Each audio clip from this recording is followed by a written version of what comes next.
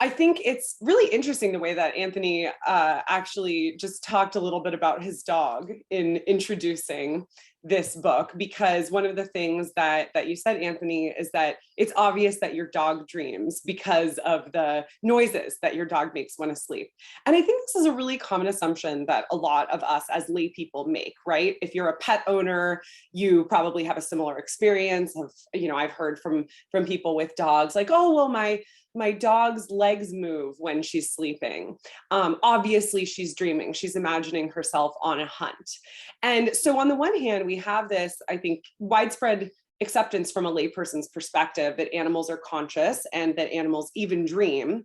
But as David points out in his book, this is extraordinarily different from the scientific consensus that has held sway for over 100 years. And so this book really creates a compelling intervention into the assumptions that both scientists and philosophers tend to make about non-human animals, which is that they do not dream, or at least that we can't say that they dream because we don't have access to their consciousness.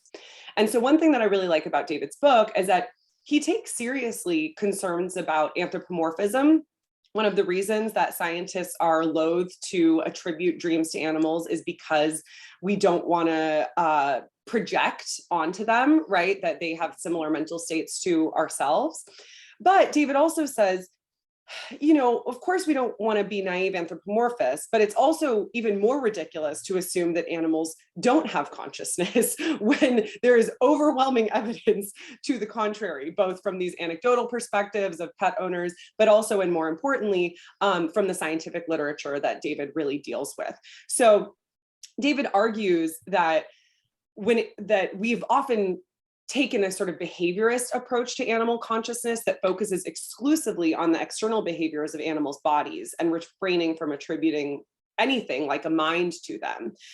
You see this in the history of philosophy with somebody like Descartes, who thought that animals were mere machines, or more recently, Martin Heidegger suggests in the 20th century that animals are poor in world. And Peña-Guzmán argues instead that we should emphasize animal phenomenology. What is it like to be an animal? This phenomenological emphasis on consciousness then becomes, in David's book, a very compelling argument about the ethical status of animals as moral subjects. He writes that if it's true that non-human animals dream, and that means that they have conscious states, then they also are worthy of moral regard. And this means that we not only need to move away from concerns about attributing consciousness to animals, but we also need to move away from assuming that animals are inferior morally, or even that they shouldn't be taken as moral subjects. And so this is, this really highly innovative approach then leads to some pretty intense and incredible conclusions about how we should, as David puts it, mind animals, to mind animals, both in the sense of attributing minds to them, attributing consciousness to them, but also minding them in a moral sense, taking them seriously as beings deserving of moral respect. So with those introductory remarks aside, I want to start by asking you, David, about the scene with which you open the book. You start this book, and like I said, I was gripped from page 1 on, and it was because of this story of an octopus named Heidi. And Heidi lives with the biologist David Schul in Alaska. She's observed sleeping, and they got this amazing video of her. And while asleep, you see that the surface of Heidi's body changes drastically. It takes on wildly different patterns and colors. A layperson observer might say it's obvious that Heidi is dreaming. And in fact, Schul, her caretaker, says that it's likely that she's dreaming about a crab hunt. She's going on a hunt and having all of these different colors take shape on her body as she dreams. But this assumption goes against many of the core ideas in the scientific community about animals, where there is an emphasis, as I mentioned before, on not assuming that animals are dreaming. So we can't say that Heidi is dreaming. So tell us a little bit about what you think Heidi has to say about assumptions that scientists make, David, and why you think that contrary to some scientific consensus, we should believe that Heidi is dreaming. Thanks, Ellie. And before I jump into the question, let me just take a moment to thank Anthony for the invitation and the philosopher. I'm very happy to be here, and thanks to the attendees. I don't know who all is here. I haven't been able to go through the chat in detail, but I'm very happy to have this conversation about this book that, as Anthony points out, is a little bit unusual and begins with this scene that, as I talk about in the introduction, has an otherworldly dimension to it, right? Looking at an animal, a non-human creature, and considering the possibility that we might be able to say something positive, something concrete about whatever might be happening in its mind, especially in the context of sleep, right? If there is something that is more otherworldly than the mind of an animal, it's probably the mind of an animal while dreaming. So it seems like the problem of other minds is compounded a little bit when you take that second step. And that's what the book tries to do. And so, yes, the book opens with this scene of this octopus, the most famous cephalopod from Alaska, I suppose, who was recorded asleep, changing colors in a dramatic way. And the debate that ensued after the video of her dream, of her putative dream, went viral, was precisely epistemic. How can we know what is happening to this octopus and whether we are justified in attributing something like a dream state to her? And there were a number of people who said, no, you simply cannot say that an animal is dreaming because you don't have access to its mental states from a first-person perspective. And so in this case, the best way to approach the issue is simply to limit yourself to what we might call radical description, but not in a phenomenological sense, in a purely scientific sense, where you describe what is observable in extreme detail, in scrupulous detail, but you stop there without really asking questions about what the observed phenomena ultimately mean. And that's the move that doesn't sit very well with me. And you see this in particular in the case of Heidi, precisely because from a layperson's perspective, it seems relatively evident that there is indeed a dream sequence happening here, that this octopus is feeling something or experiencing something in the context of all these changes. And in the introduction, I argue that we in fact are in an epistemic position to make the claim that Heidi is dreaming. For example, we know that these are chromatic displays and that chromatophoric displays are extremely significant in the social and psychological life of an octopus. They are used to communicate with other octopuses. They are used to express emotion. So we know that there is a clear correlation between certain forms of chromatic displays and particular emotional states like stress or fear or aggression. So there is a kind of language that is unfolding at the level of the skin. And so if we just begin from that general assertion, which is that typically these sorts of displays mean something, then it already sets us on a path that leads away from simply behaviorist description, describing the facts of the matter without asking the additional question of what they mean. And there are other things that are also significant in the case of this particular octopus. For instance, each display that I describe in the book and that you see in the video is coherent, meaning it is stable, it lasts for a certain period of time, so that it's not a random firing of chromatophores, right? We're not talking about random activity here. We're talking about a very controlled display that lasts for a certain period of time, and that likely means something for this organism or expresses something about its inner life. So you have the coherence of each individual display. On top of that, you have the order of the sequence of displays as a whole, which happens to match the exact behaviors that we know octopuses do when they are awake, when they are engaging in a hunt. And so there is a parallelism that is clear between the way in which they hunt when awake, the sequence of colorations they go through, and then seeing that replicated in a dream with the same order of events, I think gives us further evidence for thinking that there is a phenomenological reality happening below the surface.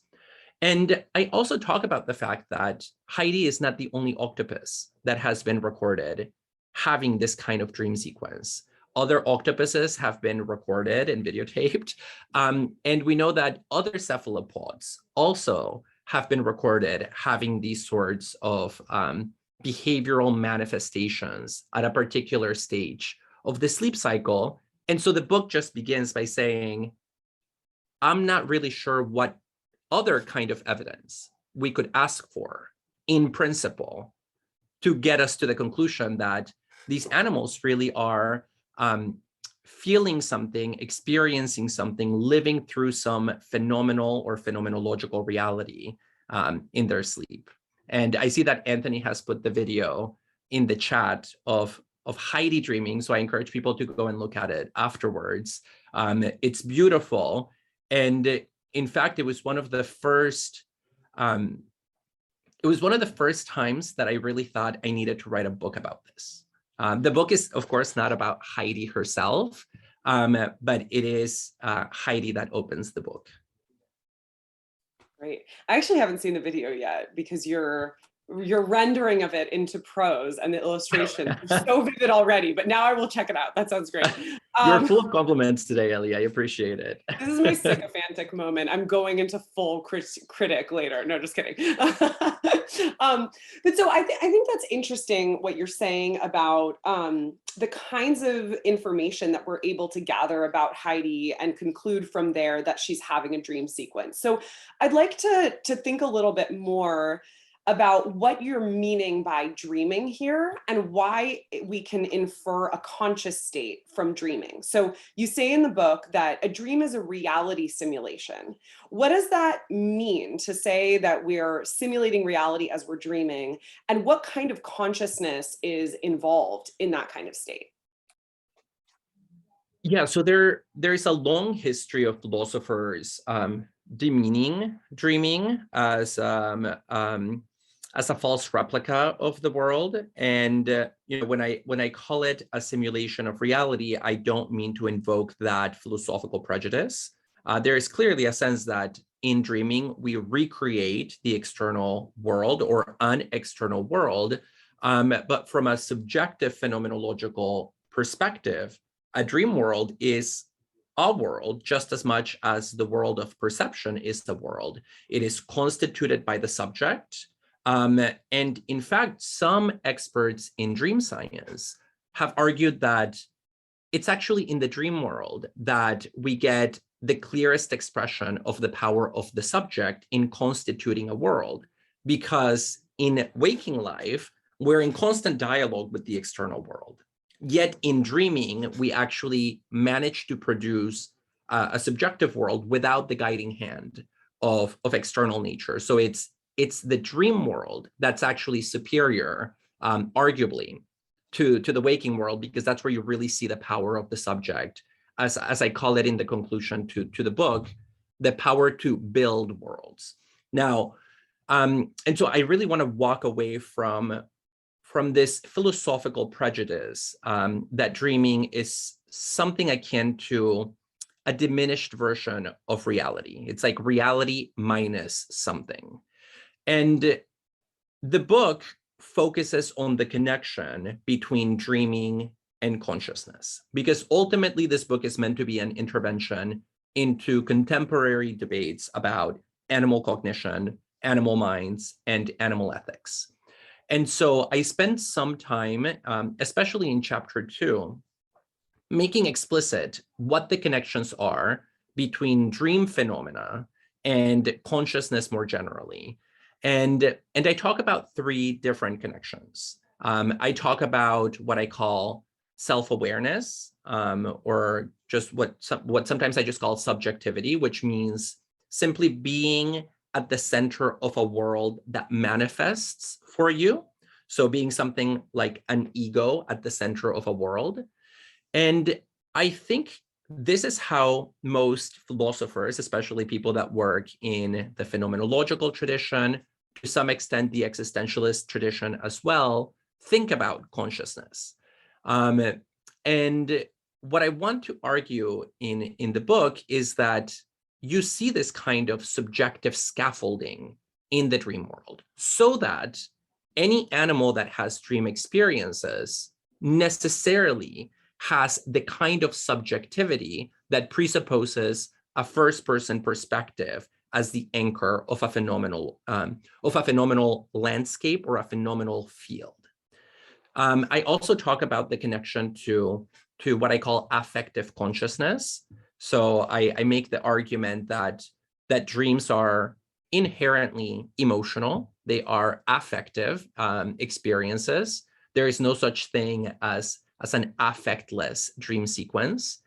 And so there's also a connection between dreams and consciousness through this mediating term of emotion. The last connection that I make between these two concepts has to do with metacognition. And that's partly, well, I would say that's one of the trickier parts of the book, or at least one of the more difficult ones to talk about, because it does require talking about the connection between metacognition and dreaming, metacognition and consciousness. But I also draw that connection. So the way in which I lay out the framework in the book, it rests on these sort of three pillars, which are subjective manifestation or subjectivity, affect and emotion, and then finally metacognition. And then I try to weave my way through them, bringing together some philosophy, some empirical science along the way. Right. Yeah, you describe your method in the book as drawing on these empirical studies and then interpreting these findings philosophically using phenomenology, the philosophy of consciousness, and the philosophy of animal cognition. And I want to think a little bit more about this method, because it's obviously meant to be a counter to the behaviorist tradition that we talked about earlier, which just interprets kind of external markers. And so I'm wondering here what you think about how we can get a hold on the what it is like of animal consciousness. How do we do phenomenology when historically, I know this is probably a familiar subfield to some of our viewers and might not be for others. Phenomenology originates in the early 20th century through the work of German philosopher Edmund Husserl, and is positioned as a form of philosophy that takes very seriously into account the descriptions of experiences, and moving from the descriptions of experiences then to finding the essence of an experience, finding the structures that undergird the experiences of our everyday life. And so I think, you know, as somebody who's trained in phenomenology, I think it's really compelling to move against the behaviorist tradition of understanding animals. And then but I do still wonder how we get to an animal phenomenology. And I think one question in particular that arises for me is, how do we get to an animal phenomenology when we don't share a language with animals? So you mentioned metacognition, and this is a really fun part of the book where you speculate that some animals might have the ability to lucid dream. And you say, I can't make a claim about that, but it's a possibility. But when I think about the difference between lucid dreaming and non-lucid dreaming, a lot of it has to do with self-reports, right? Somebody telling me that they were able to lucid dream, or that they had this lucid dream. And the same goes for dreams in general. So you mentioned in the book that a lot of human research on dreams doesn't actually rely much on self-report. So maybe that's not such an issue. We can say that animals dream even if we don't have access to self-reports. But it also strikes me that a lot of our everyday knowledge or understanding of dreams does come from hearing the reports of others. So how do we deal with that when we don't share a language with non-human animals? Yeah, so this is a question about the problem of language, which appears systematically in the field of animal studies. Anybody in the audience who has any interest in animals will know that this is and a common source of tension about what we can know about other animals in the absence of a shared language. Interestingly, it's also a major source of tension in dream research. So, for example, if we just put animals to the side, if we look at the history and evolution of dream research, especially since the mid 20th century, there has been this question of whether we can know anything about dreams absent a linguistic report. And so that becomes a problem for some humans, but it has centered primarily around the dreams of children. At what age do humans begin dreaming? And if children, say, don't develop the capacity to report their dream experiences until they're 7, 8, 9, does that mean that they didn't have those dream experiences leading up to it? And I think that the problem here is not that language is unreliable, although there are questions about that, about the reliability of memory and reportability in connection to dreams, but whether it should be our barometer for thinking about the lived experience of dreaming. And this is a point that Freud makes actually on the interpretation in an essay that he wrote called On Dreams, which was a vulgarization of his book on the interpretation of dreams, where he says, if you wait for language, then you will assume that infants are dreamless.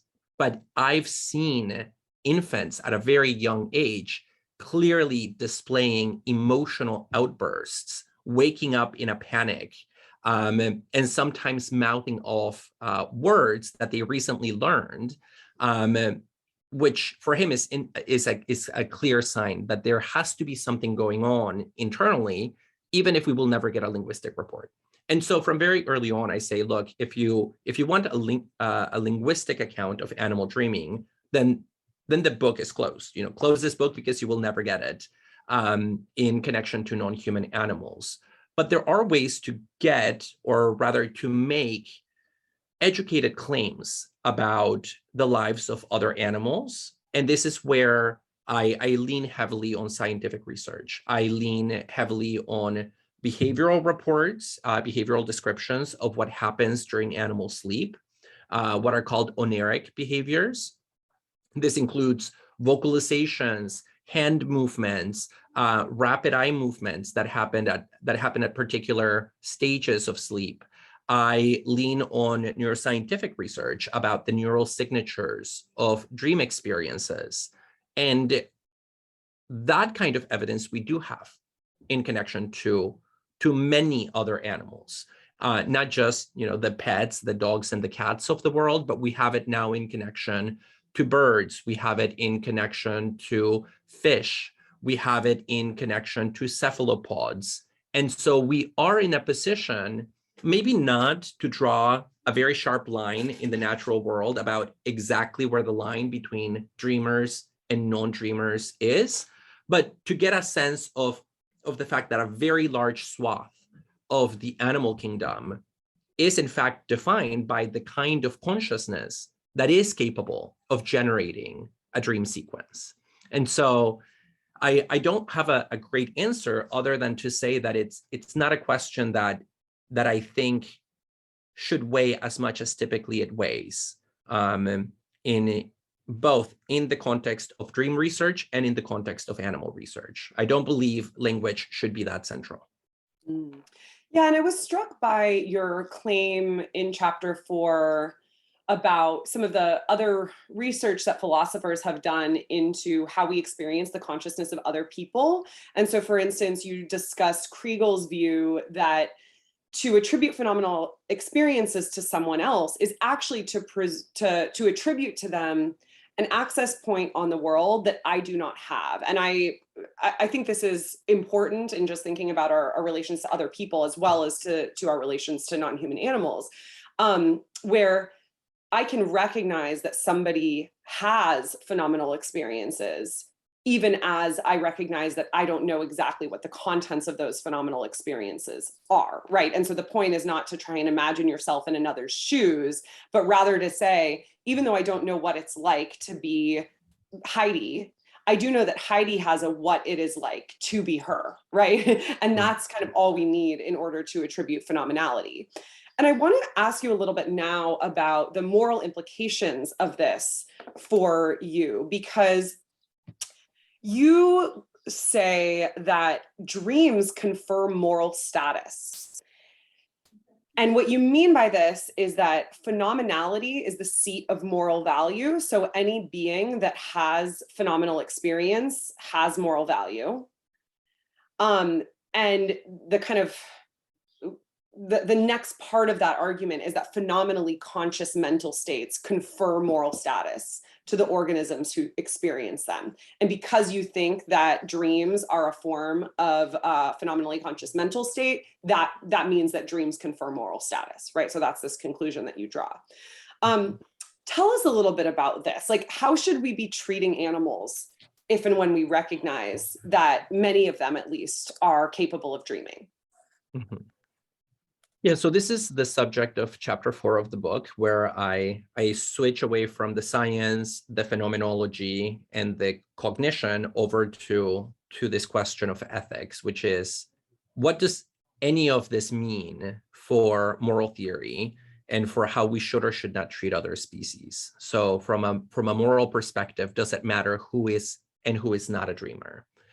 And let me begin by saying that you're right to allude to the fact that for me, our best approach, the best theory of consciousness is a non-inferentialist theory of consciousness. I follow a certain tradition of phenomenological thinkers who believe that we experience the consciousness of other people directly.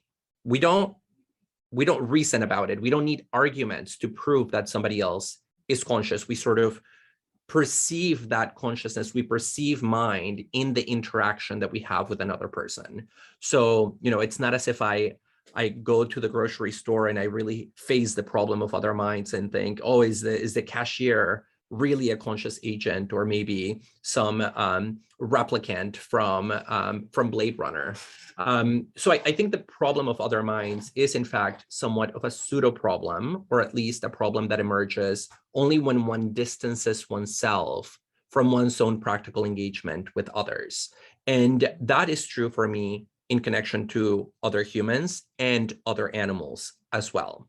Which, to go back to this question about the difference between lay people and scientists, it is usually lay people, in my view, who are correct about animals. Not always, of course, there is a real danger of anthropomorphizing, but it is them who are in a position of practical ongoing engagement. And that's what's required to really appreciate the subjectivity of another. And so I make the argument that because we do have this kind of non-inferential access to the fact that other people are conscious, because we have that access, we can make the claim that they are conscious, even if we need to be very careful about assuming anything about the contents of their conscious experience. That's a different question. And here I really want to emphasize questions of distance, questions of difference. In the book, I talk in a few places about the importance of respecting the difference that indeed separates us from other species.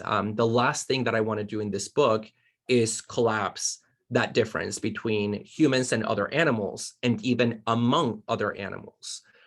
So the consciousness, how ants might experience the world will not be the same as how dolphins experience the world, as how humans experience the world.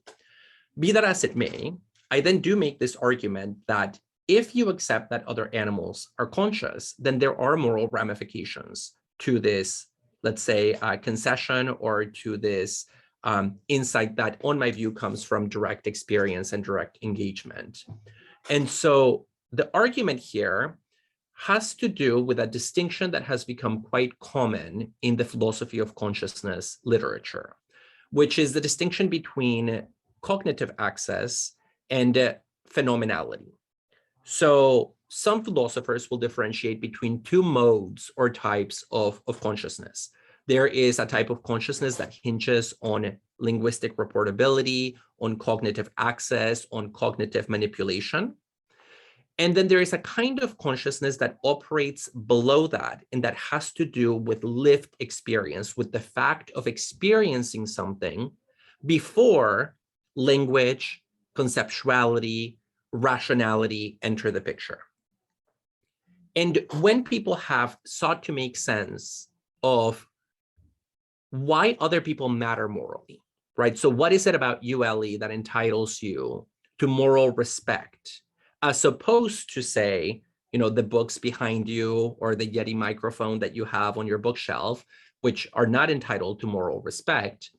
Typically, the question is, because you're a conscious, sentient being, unlike them.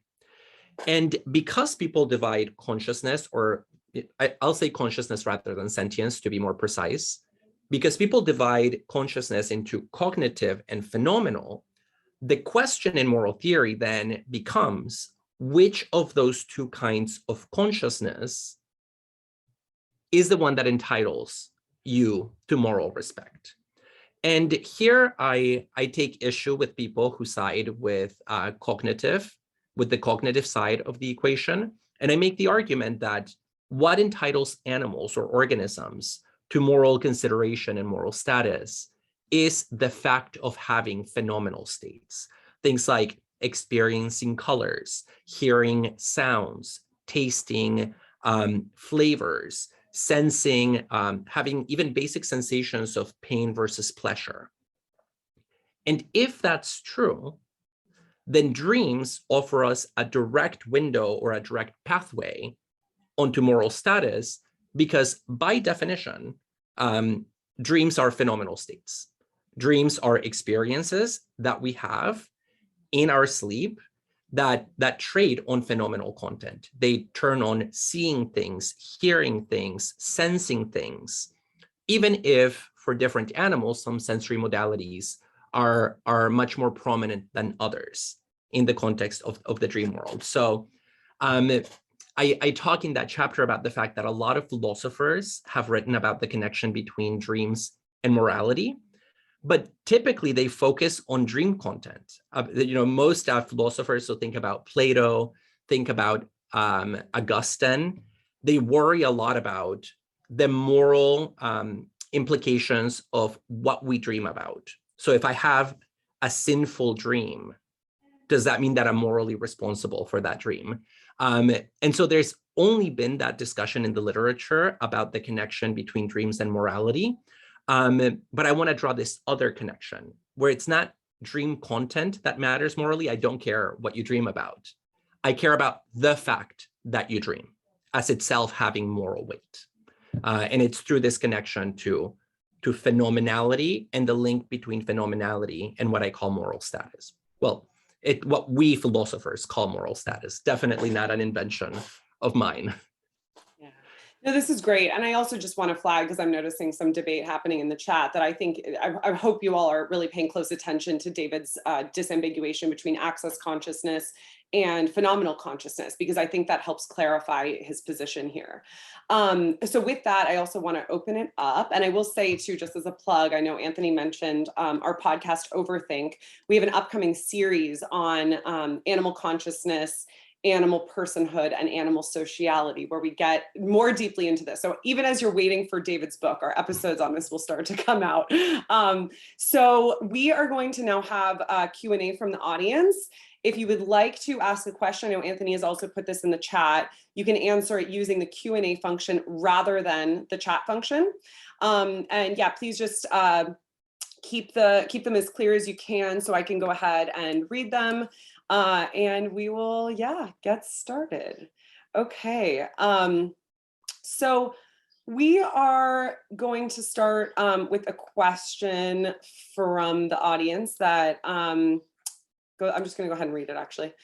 Can you say something more about metacognition? This is not a good term, or this is not a term I have a good grasp on. Great. Yeah, so metacognition simply means being aware of being aware, or it's the kind of mental state that requires one to take a distance from one's own present mental state and form a mental state intending that. So instead of thinking something, I think about the fact that I'm thinking something. So it's often visualized as a kind of loop or as a kind of spiral where the mind turns upon itself. That's the way to think about it. It's the mind turning itself into its own object momentarily. Now, most research on metacognition focuses exclusively on humans. And the reason for this is because there's a very long philosophical and scientific, and maybe we can even add cultural, tradition of thinking that this is precisely what differentiates humans from other species. The fact that we can do this kind of mental gymnastics whereby our mind grasps itself in the act of thinking. And in the last 20 to 30 years, there's been a sudden growth of research on animal metacognition, on the fact that other species might actually be able to create this distance from their own immediate mental states and perhaps think about them. The question here, as with the question of dreaming, is again the problem of reportability. How do we know that this is happening when animals cannot produce the kinds of verbal reports that would seem to confirm this very sophisticated high-end mental process? In the field of animal research, especially the behavioral and cognitive animal sciences, people have gotten very creative at thinking about ways to test for metacognition in other species. So, for example, do animals engage in what is called mental monitoring? Do they keep track of their own levels of certainty in relation to a particular problem? And again, through very clever experiments, several research teams have established that many animals can engage and do engage in this kind of metacognitive procedure. So we do have evidence that there is metacognition in some animals. Typically, the animals that we focus on for that are non-human primates, some cetaceans, elephants, and also some birds. So, you know, the usual suspects of cerebralized animals. The question that I raise in the book is whether there might be a way for us to get to metacognition once again through dreaming and through the dreams of animals. And here there are two different steps that we have to take in order to get there. The first one is that we have to recognize what the link is between dreaming and metacognition. Most dreams are not metacognitive in human experience. You know, when you dream, you're not really thinking rationally. You're just sort of going along with the flow, often suffering the dream somewhat passively from a cognitive perspective. But there are some dreams that are metacognitive, and those are the ones that Ellie already alluded to, which are lucid dreams, right? Like, I'm in a dream right now. What's happening? So suddenly you can think about the dream. You can create you can produce a self-alienating attitude in relation to your own dream state so that you form a thought about it.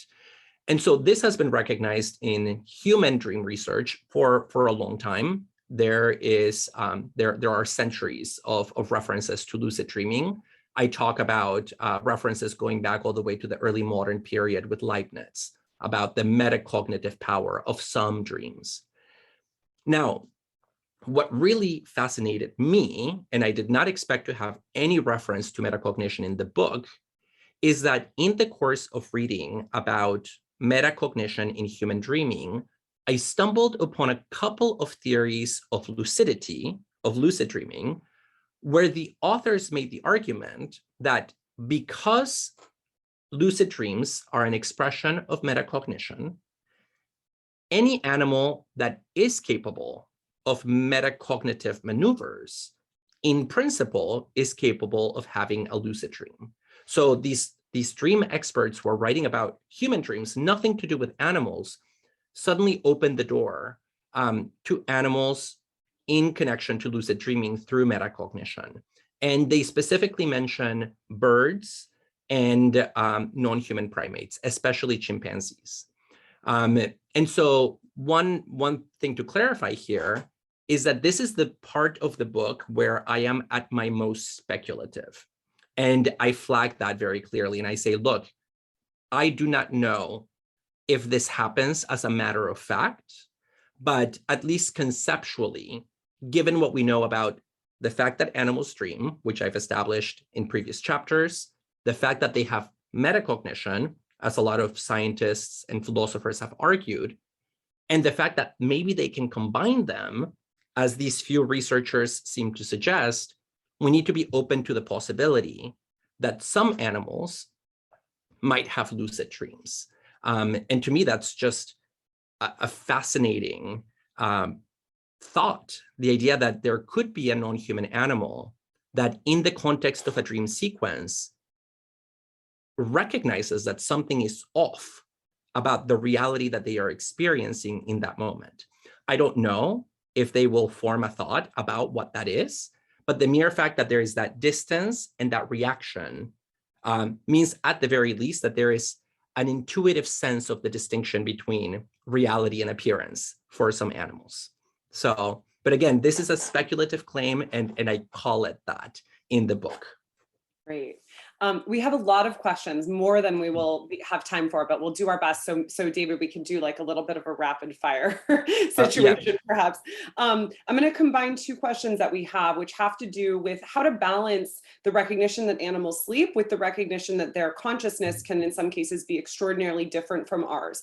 So one viewer wants to know if you have any thoughts about octopuses in particular, given the distributed nature of their consciousness, right? So octopuses are sometimes said as, sometimes described as having a distributed consciousness because their nervous systems aren't centrally located in a single brain the way that they are in humans.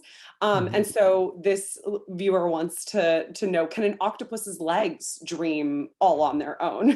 And then we have another question as well about dolphins.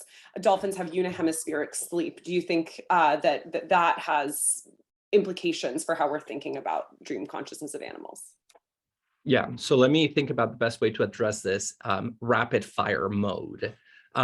So first things first, I am really intrigued by these two cases in particular. And of all the animals out there, the case of animals with unihemispherical sleep, and it's not just dolphins, it's also some birds and some other aquatic animals, is particularly fascinating because some people will argue, look, unihemispherical sleep means that the animals are shutting down half of their brain in the sleep state, and that in order to go into rest mode, while the other half, the other hemisphere, remains completely alert and responsive to the environment. So it's something for which we have no analog in human experience.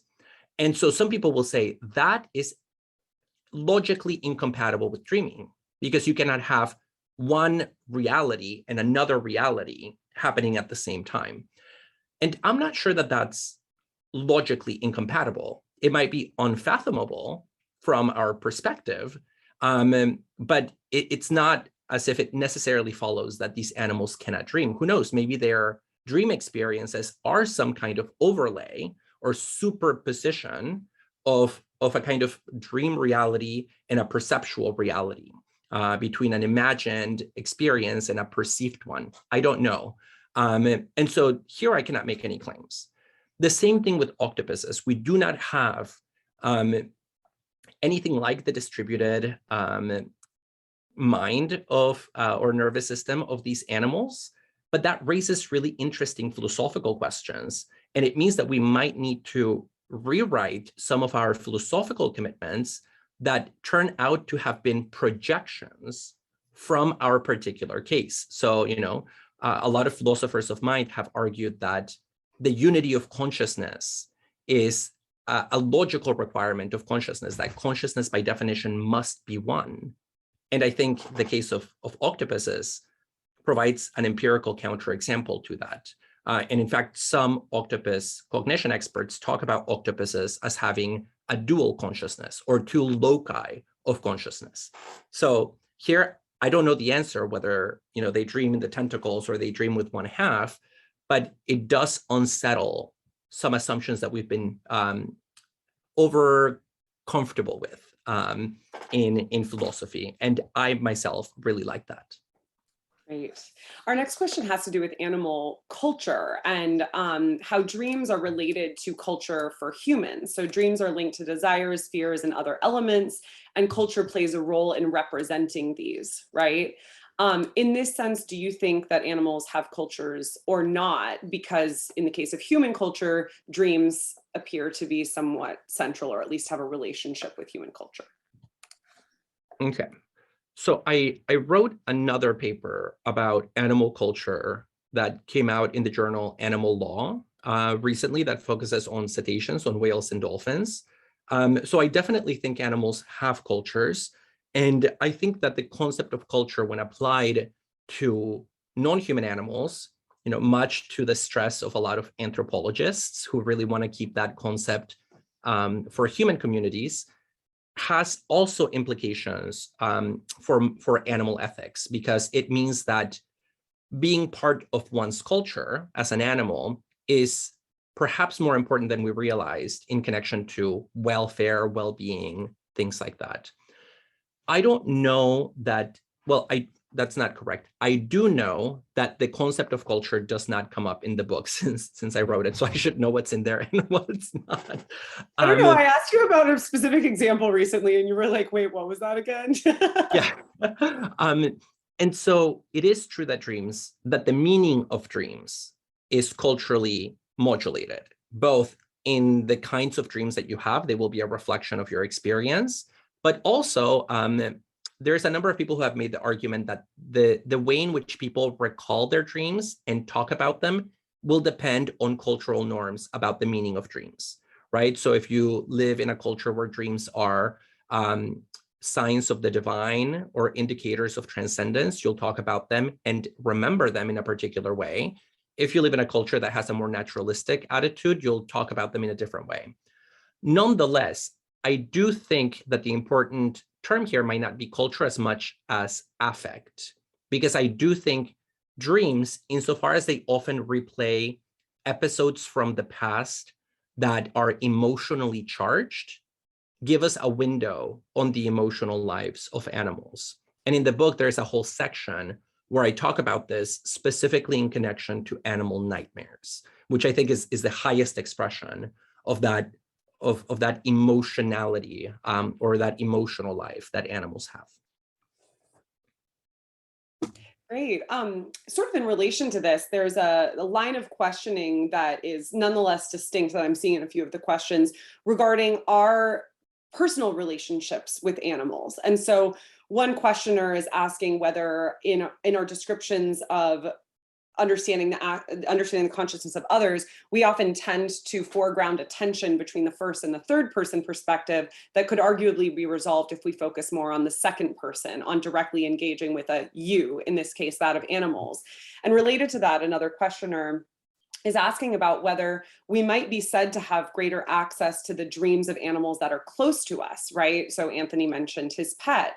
Is it fair to say that Anthony can conclude that his pet is dreaming in a way that maybe he shouldn't conclude that Heidi is not? And then there's another thing I want to put in the mix here, which is a question about whether we can say that even though animals don't have a language that we share in the usual way we think about language as syntactical and word-based, we nonetheless communicate frequently with animals using language in a broader sense through communication with our pets, training horses and dogs, learning to read the colors of their skin. So kind of question about the interpersonal relationships with animals and whether that changes the way that we're thinking about their dreams and consciousness. Yeah, so let me try to think about them sequentially. I think that's right, that if you begin from something like the second person perspective and thinking about animals through an engagement with what the other animal has to say, again, not in the form of full-blown propositions that are regulated by syntax and other conventions, you do end up occupying, I say, and I believe, a position of authority, not in relation to that animal, but a position of epistemic authority to know something about that animal. Again, because for me, practical engagement is what gives us access to one another. So for example, when I play with a dog, I do see its subjectivity in action, in the act of doing things, of responding to me and being attentive to my movements.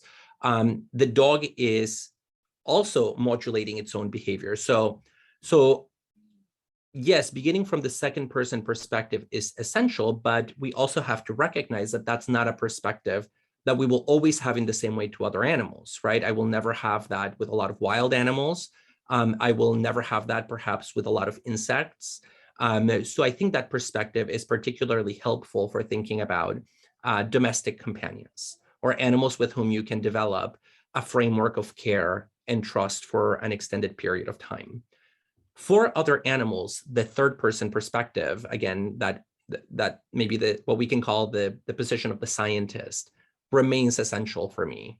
And so this book is as much about philosophy and phenomenology and consciousness as it is to some extent about science, about what we learn through scientific research, even if I often disagree with scientists about the meaning of their own conclusions, because I think they often approach it with that behaviorist attitude that I'm trying to walk away or run away from in the book. So if we accept the third person perspective, and if we accept that second person perspective, then we do have a way of doing a phenomenology of animality, even if, and this is something that you alluded to, Ellie, earlier in connection to the history of phenomenology, we don't have the first person report. You know, we don't have the animal that says, this is what I'm thinking, this is what I'm feeling at the moment. But animals do communicate in all kinds of ways. And in the book, I talk about animal communication as being multimodal. It's something that happens sometimes through language, as in the case of Homo sapiens. It can happen through gestures, through body movements, through body language, through grunts, through shrieks. And so the communicative content of that, I think, has been underappreciated. Great. As Anthony said in the chat, we're going to go just until 05. So we have a time for one, maybe two more questions. We'll see. One is about the relation between dreams and recollection, such as episodic memory. Is there a link between the kinds of animals whom we can presume dream and those whom we can presume have episodic memory?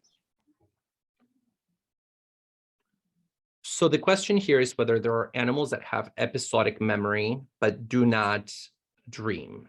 Is that not necessarily? It's about is it the same animals who are dreaming as the animals who have episodic memory? I would say that that's roughly correct. Although I think dreaming is itself a form of episodic memory, because in most dreams we are replaying aspects of the past, aspects from past experience. And so it really broadens the category of animals that are included in the episodic memory label.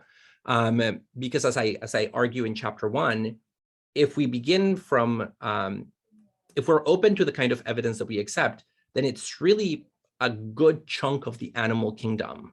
You know, maybe I don't want to say exactly all of it, but a very large chunk that is included here. So there is a close connection between dreaming and recall, or what scientists call mental replay. And so we have evidence that animals replay very specific scenes, and we can even decode what those scenes are.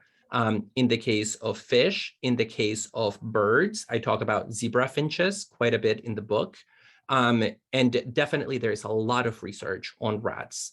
And that's just because of their unfortunate and unlucky position as the animal model par excellence.